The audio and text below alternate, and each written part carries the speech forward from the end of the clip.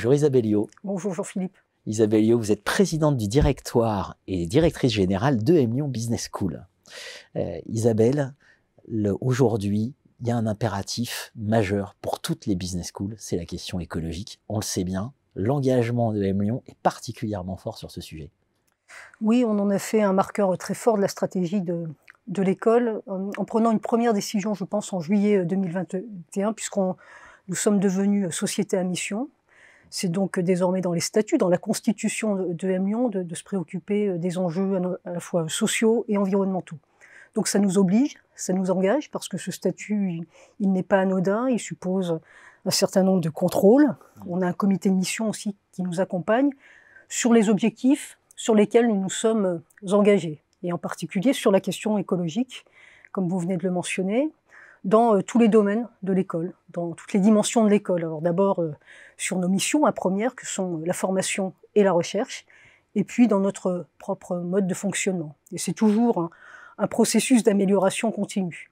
Et dans le domaine de la formation, par exemple, qui est assez emblématique, puisque c'est un puissant levier de transformation, la formation, c'est par exemple revisiter l'ensemble de nos cours à l'aune des objectifs du développement durable de l'ONU, et c'est d'avoir un référentiel de compétences dans ce domaine, ce qu'on a appelé le label SDGs Inside, qui est un élément caractéristique de la pédagogie de l'école.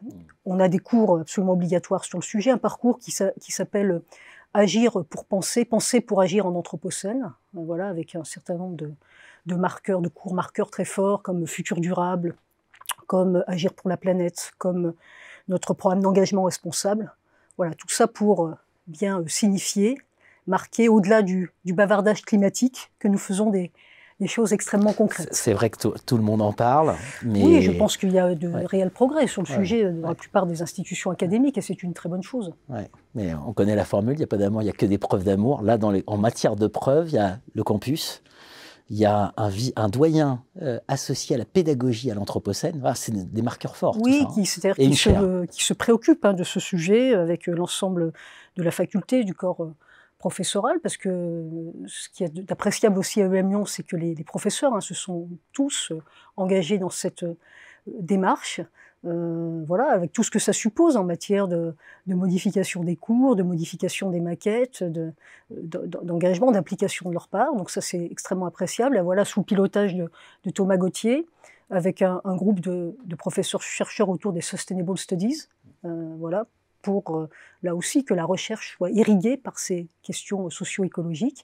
Et puis on a signé deux chaires un peu emblématiques qui incarnent les relations de proximité que nous voulons avoir avec les entreprises sur ces sujets, pour comme le dit Thomas Gauthier, créer des communautés d'intérêt, des coalitions favorables, avec Carbone 4, autour de la thématique stratégie en anthropocène, avec Groupama sur la thématique des risques climatiques et de l'assurance dommage. Donc voilà, des chaires aussi qui incarnent, et puis d'autres à venir, en particulier avec une collaboration avec l'École centrale de Lyon sur la question de l'hydrogène.